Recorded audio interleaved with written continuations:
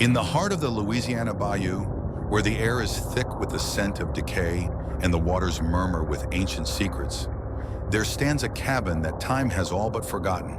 Shrouded in mist and shadow, it is said to be a place where the dead do not rest and the living dare not linger. Those who stumble upon it speak of a cursed diary, its pages filled with the ramblings of a soul driven to madness by the horrors that lurk in the night. As the line between reality and nightmare blurs, this diary holds the key to a tale of unspeakable terror, where every whisper, every shadow, and every cold touch of the fog brings you closer to the truth and to the darkness that awaits within. Listen closely if you dare, for this is the story of the whispered diaries of the nighttime spooks in the haunted bayou. The moon hung low over the bayou, casting an eerie glow on the stagnant waters that whispered secrets only the night could understand. Thick, gnarled trees, their roots entwined like skeletal fingers, clung to the muddy banks, casting long shadows that danced with the wind.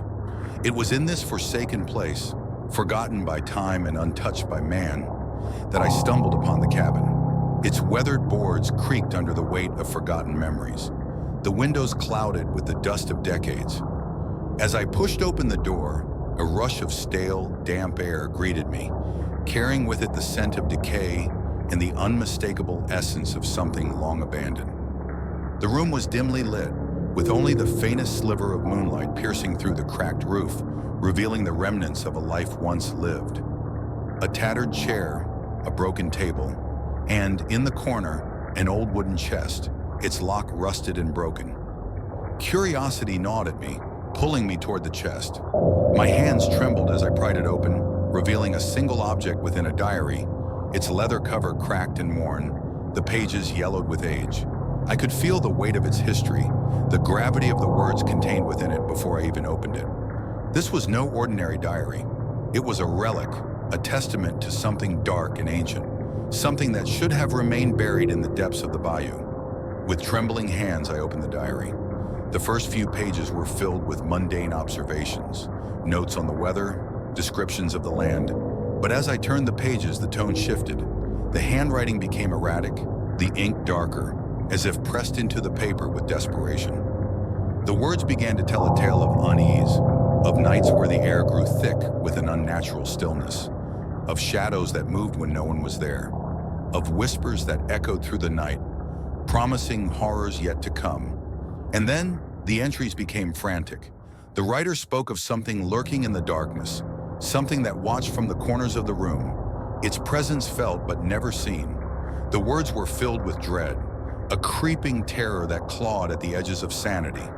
Whoever had written this diary had faced something beyond the realm of reason, something that had driven them to the brink of madness.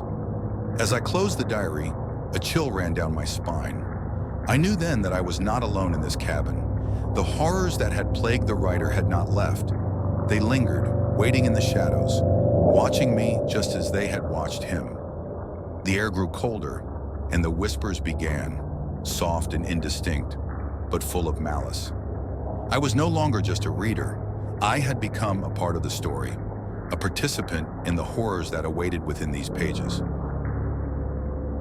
First night after discovering the diary, I couldn't bring myself to leave the cabin. It felt as though the very walls had drawn me in, whispering tales of the unknown, beckoning me to uncover more of the story within those worn pages. As darkness fell, a thick fog rolled in from the bayou, swallowing the cabin in a shroud of gray. The world outside disappeared, leaving only the small, dimly lit room and the secrets it held. I sat in the corner, the diary clutched in my hands, my eyes flicking nervously around the room.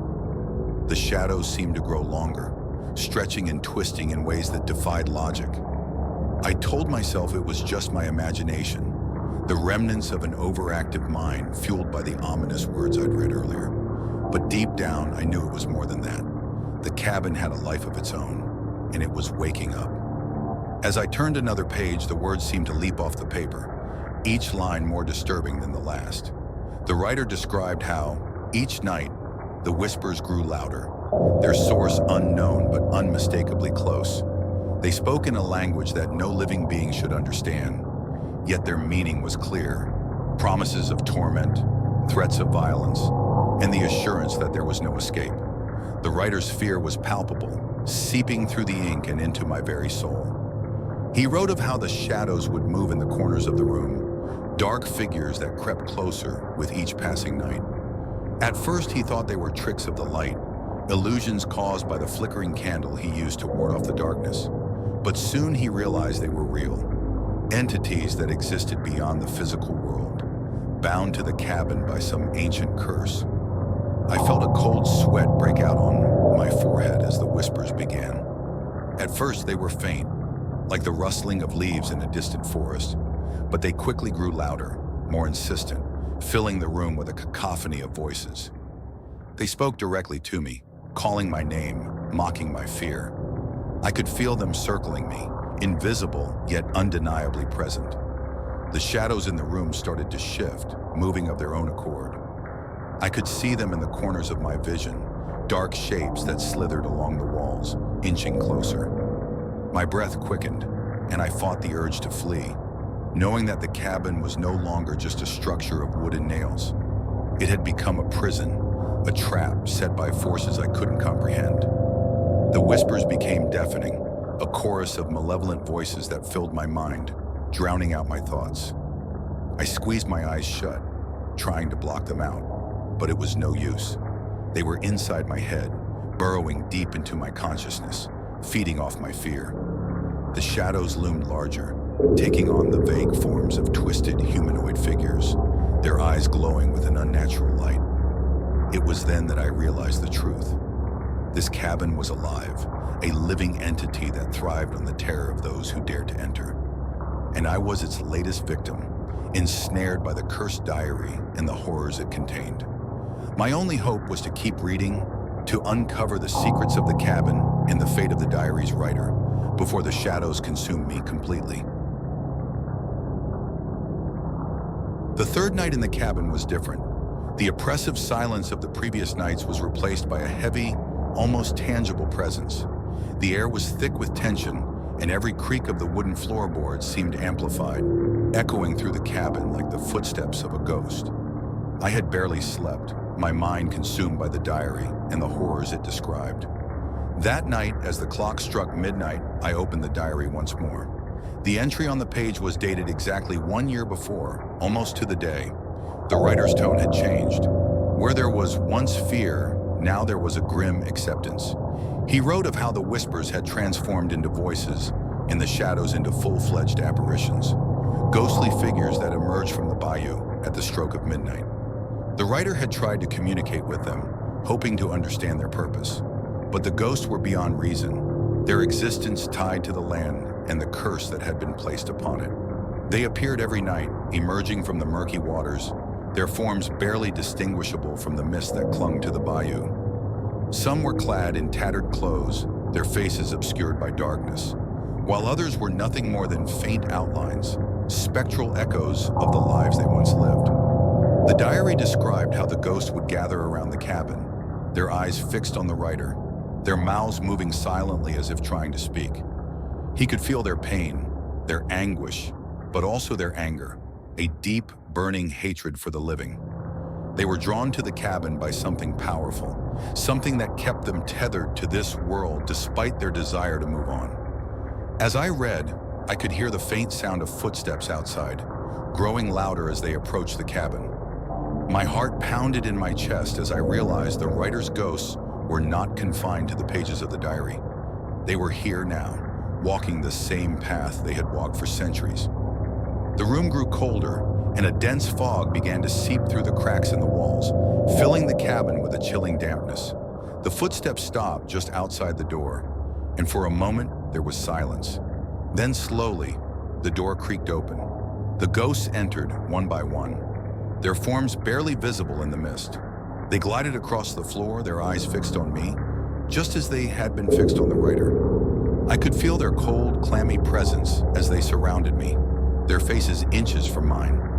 I tried to speak, to ask them what they wanted, but my voice caught in my throat. The diary had warned that those who tried to communicate with the ghosts would only invite more suffering, but I was desperate to know. to understand the curse that bound them to this place. As I stood there frozen in fear, one of the ghosts reached out, its hand passing through my chest. A wave of unbearable cold washed over me, and for a moment I felt as though I was drowning in the icy waters of the bayou. The ghost withdrew its hand, and the room fell into silence once more. The ghosts began to fade, their forms dissolving into the mist, leaving me alone in the cabin.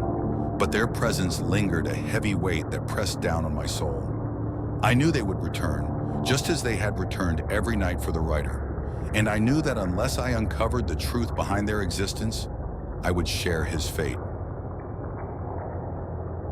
By the fourth night, the cabin had become a place of constant terror. The whispers had returned, but now they were accompanied by something far worse. Screams. Blood-curdling, soul-piercing screams echoed through the walls, reverberating in my skull. The diary had warned of this, but nothing could have prepared me for the horror of hearing those screams with my ears. The writer's entries had grown increasingly desperate. He described how the ghosts had become more aggressive, their nightly visits turning violent. They no longer simply watched him. They reached out, clawing at him with icy hands, their screams filling the cabin as they tried to drag him into the darkness. He wrote of how he had barricaded himself in the cabin, hoping to keep the spirits at bay, but it was no use.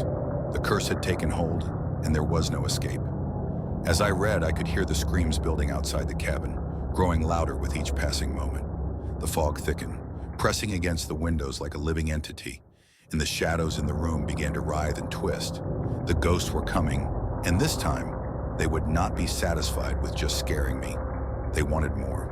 The diary spoke of a dark entity that dwelled in the depths of the bayou, a being of pure malevolence that had cursed the land and its inhabitants. The writer had seen it in his dreams, a monstrous figure that lurked beneath the murky waters, its eyes glowing with an unholy light. It was this entity that controlled the ghosts, using them to torment the living, feeding off their fear and despair. The writer had tried to find a way to break the curse, but every attempt had failed. He had searched for ancient rituals and spoken to the few remaining elders of the nearby town, but nothing had worked.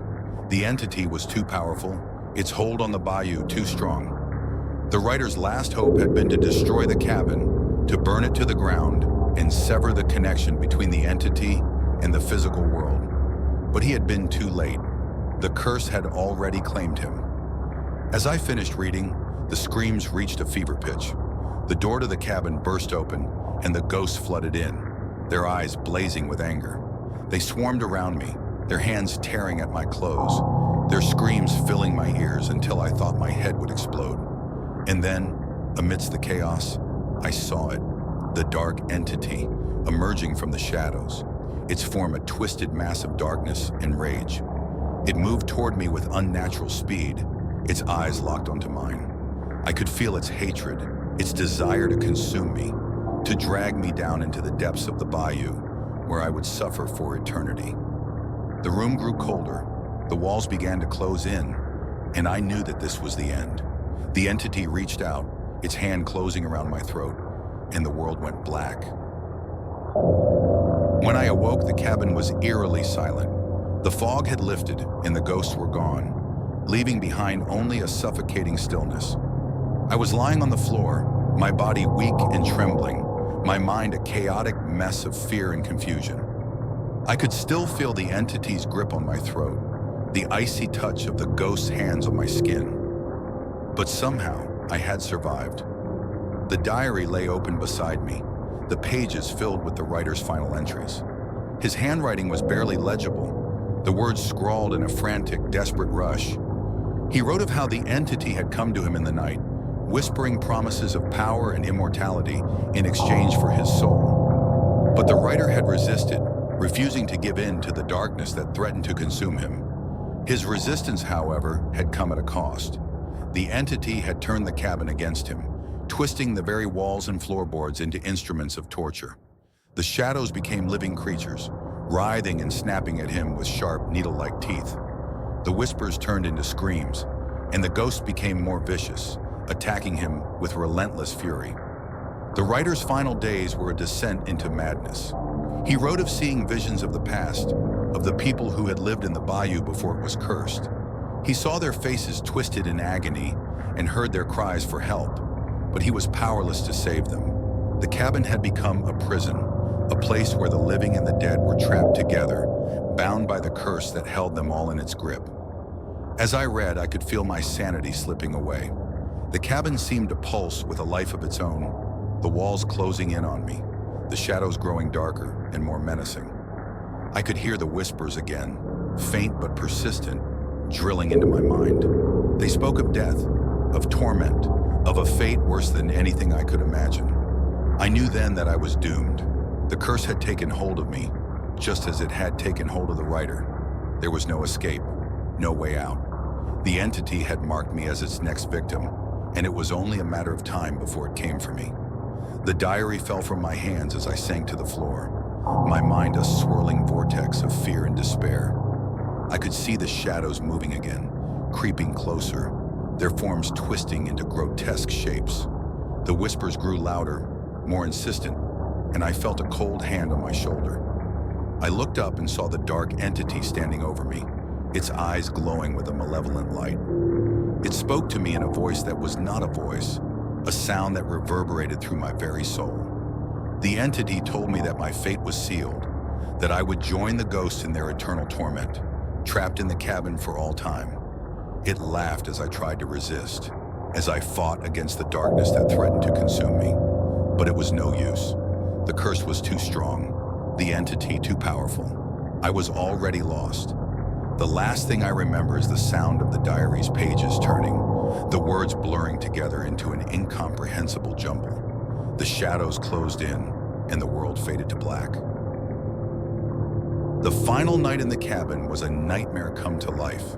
The darkness outside was absolute, a black void that seemed to swallow the world whole. The air was thick with the stench of decay, and the walls of the cabin creaked and groaned as if they were alive, twisting and writhing under the weight of the curse. I could feel the entity's presence, lurking just beyond the edge of my consciousness, waiting for the moment to strike. The ghosts were restless, their forms flickering in and out of existence, their eyes glowing with an unnatural light. They circled the cabin, their whispers filling the air with promises of pain and suffering. I knew that this was the end. The diary had spoken of the final night, the night when the entity would claim its victim and drag them down into the depths of the bayou, where they would be trapped for all eternity. The writer had fought against it, tried to resist, but in the end he had been consumed by the darkness. As the clock struck midnight, the cabin was plunged into chaos. The walls began to close in, the shadows growing thicker and more oppressive. The ghosts screamed in unison, their voices merging into a single deafening roar. The air grew colder, the fog thicker, and I could see the dark entity emerging from the shadows, its form a twisted mass of darkness and rage. It moved toward me with terrifying speed, its eyes locked onto mine. I could feel its hatred, its desire to consume me, to drag me down into the depths of the bayou where I would suffer for eternity. The room grew colder, the walls began to close in, and I knew that this was the end. The entity reached out, its hand closing around my throat, and the world went black. The diary was found many years later, hidden in the ruins of the old cabin deep in the bayou. The land had reclaimed the cabin, the trees and vines wrapping around the rotting wood, pulling it back into the earth from which it came. The fog still lingered, thick and oppressive, clinging to the ground like a shroud. The person who found the diary was a young woman, a historian with a passion for uncovering the secrets of the past. She had heard the stories of the haunted bayou, of the cursed cabin that lay hidden deep within its depths. But she didn't believe in ghosts or curses. She was driven by curiosity, by the need to uncover the truth. When she opened the diary, she felt a chill run down her spine. The pages were old, the ink faded, but the words were still legible. As she read, she felt a growing sense of unease, a feeling that she was not alone. The air around her grew colder, and the shadows in the room seemed to grow darker, more oppressive. She finished the diary late at night, the moon high in the sky, casting an eerie light over the bayou. As she closed the book, she heard a faint whisper, a voice that seemed to come from nowhere and everywhere at once. The voice was soft, almost a sigh, but filled with a deep, underlying malevolence. The young woman froze, her heart pounding in her chest. She could feel eyes on her, watching her from the darkness. The shadows seemed to shift, moving closer, and she realized with a growing sense of dread that the stories were true. The curse was real, and by reading the diary, she had awakened something that should have remained buried. The whispers grew louder, more insistent, and she could see the fog seeping into the room, filling the air with a damp, suffocating chill. The ghosts were coming, just as they had come for the writer, just as they had come for every soul who had ever dared to enter the cursed cabin. She tried to leave, to run, but the door wouldn't budge. The shadows closed in, the whispers turning into screams, and she could see the dark entity emerging from the fog, its eyes glowing with an unholy light. The last thing she saw was the diary, lying open on the floor, the pages turning of their own accord, revealing the final, chilling words. The curse is eternal. The Bayou will never rest, and neither will you. The cabin was silent once more, the only sound the faint rustling of the pages as the diary closed itself. The young woman's body was never found, but her screams still echo through the bayou at night, mingling with the whispers of the ghosts who haunt the cursed land.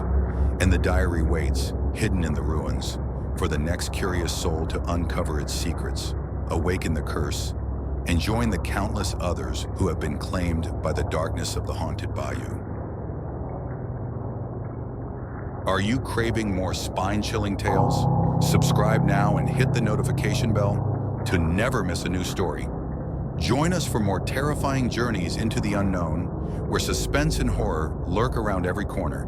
And don't forget to share your thoughts and suggestions for our next video in the comments below. We'd love to hear from you. Stay tuned if you dare.